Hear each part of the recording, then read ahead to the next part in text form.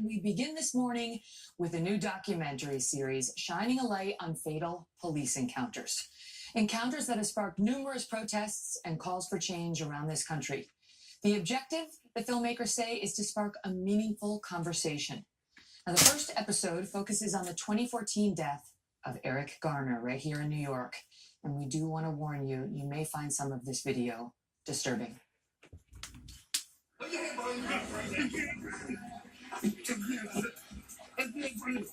Those were Eric Garner's last words, repeated 11 times as he was placed in what the medical examiner said was a chokehold by New York City police officer Daniel Pantaleo.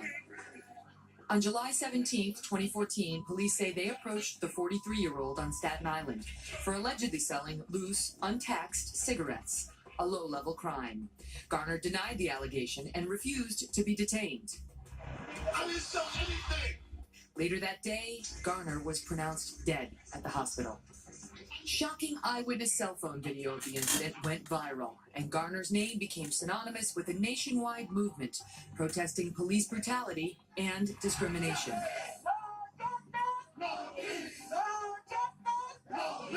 Protesters questioned the tactic used by Pantaleo to physically restrain Garner. Chokeholds are widely seen as excessive and have been banned by the NYPD since 1993.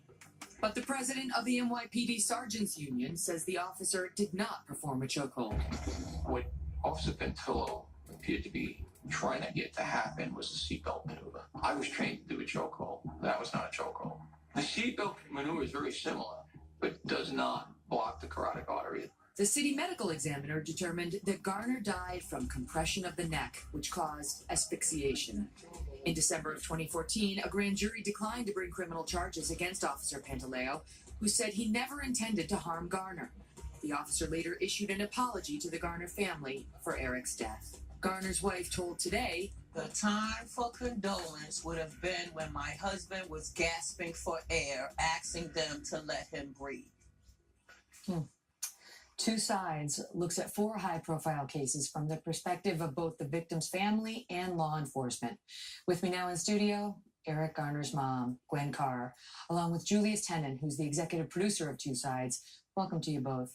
Thank you. Thank you. So I just want to start with this. I watched the episode on Eric Garner, and Julius, well done. Because when you say Two Sides, you mean it. It was fair.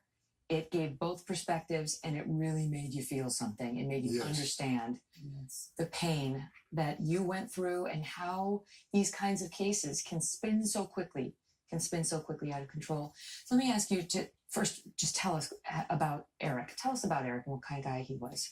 Well, my son, he was a very, very gentle, a very caring person. He would always try to help someone. No matter who they were. I know he was also a lover of Christmas, which that probably comes from me because when my children were young, I used to go all out for Christmas. And that grew up in him. We always had family over or we went over to family's house.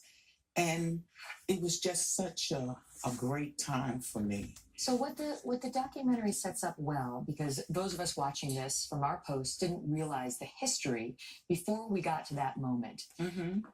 Eric had been arrested before, but the police had been really targeting him. Yes. With like taking money from him just on the street saying, how much money do you have, and taking it. This is what's alleged in the piece. And so there was a backstory to sort of the tension that preceded, because you could see how fed up he was when they stopped him. He was like, I wasn't doing anything, I wasn't selling cigarettes here. Right. They of course just say, well, either way, you have to submit when we come and slap the cuffs on you. What do you say to that, Gwen? But, that day, he wasn't doing anything wrong. He had just broken up a fight. And they bypassed that to come and harass him. And as he said, I guess he was just fed up that day because they had been targeting him all the while. As he walked down the street, they would pat him down, take his money. They didn't voucher it. Now, they were committing crimes right there themselves, but they're not accountable for that. They don't stand accountable You for that. talk about that in the piece and about how there were complaints raised about it, and Mayor De Blasio comes under fire as well because the cops' position, as evidence in the piece, is look, none of us is proud about how the Eric Garner case was handled, but we were out there giving the guy a hard time about selling so-called loose cigarettes, untaxed cigarettes, because that's what the mayor told us to do. What do you make of that, Julius? Well, I mean, listen, I mean, it became a law. It was what it was. But that day, Eric wasn't doing anything. He wasn't selling any cigarettes. He wasn't. I mean, but the fact that he had been targeted obviously made them kind of get more on a hyper alert because he was in that area again. But did that give them the right to take him down like that? I don't think so. We outlined in that setup piece that, there was a dispute over whether it was a chokehold or it was a seatbelt. Does any of it matter? Does it matter what the name of the hold was? And no, it doesn't. My son is still just as dead because, and it was a chokehold. It was ruled a homicide by the medical examiner. By the medical. We had 2 medical examiners. We even had a police forensic examiner that ruled it a homicide. So I don't see why there was no indictment. The officer went and defended himself before the grand jury. He testified, which is dicey for a cop to do it, but they do it in a lot of these cases because it helps them 9 times out of 10. And his position was there was no intent to harm. There was no intent to harm. I really think it was the DA who sabotaged the grand jury because it was said, first of all, it was a secret grand jury.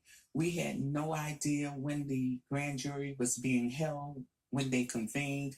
And the next thing we knew, it was over with. And they said there was no indictment.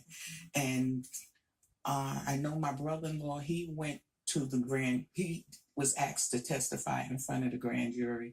And from what he told us, he said he was in there all the 5 minutes and the grand jury, like I thought they wasn't supposed to have their cell phones or reading a paper. He said he had people that was just like unattentive to what he was saying. And, it was 2 people who I had met who was on that grand jury who says they had already had their mind made up, I guess, according to what the DA had told them or had conveyed to them. There were two ways this played out: criminally, and the officers were not indicted, and then civilly. And you received a $4 million wrongful death settlement from the city. Well, I didn't. The family, Eric's, his wife and his kids did. I didn't receive anything. Your thoughts on? To me, that struck me as so ironic because here's the city, the mayor trying to crack down on the loose cigarette sales because they want the tax money. You point that out in the piece. They want the taxes from the cigarettes. How much money would they have made on taxes from the cigarettes, right? Yeah. And now they've got to shell out $4 million. I mean, just from a business perspective, does it make sense? Because that's how these politicians think, right? Does it make sense for me from a business or a political standpoint? On every level, this is controversial, every level. And it makes no sense also because they're talking about untaxed cigarettes. The cigarettes were taxed. In the states he bought them in, he paid tax on the cigarettes. When he went to Virginia, when he went to Delaware and bought the cigarettes, they were taxed.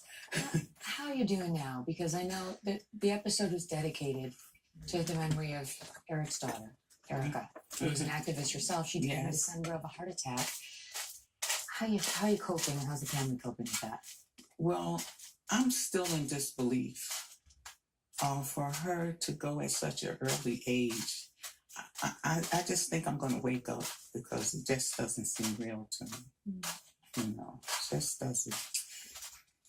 I want to tell the audience that we, of course, reached out to the NYPD for a statement. They gave us this, quote, "As we have said many times before, the NYPD's internal disciplinary process has been placed on hold at the request of the Department of Justice." And that's because the DOJ was supposed to be looking into this case, although there's a question about where that stands now under Attorney Sessions, given the shift in administrations and the prioritization each places.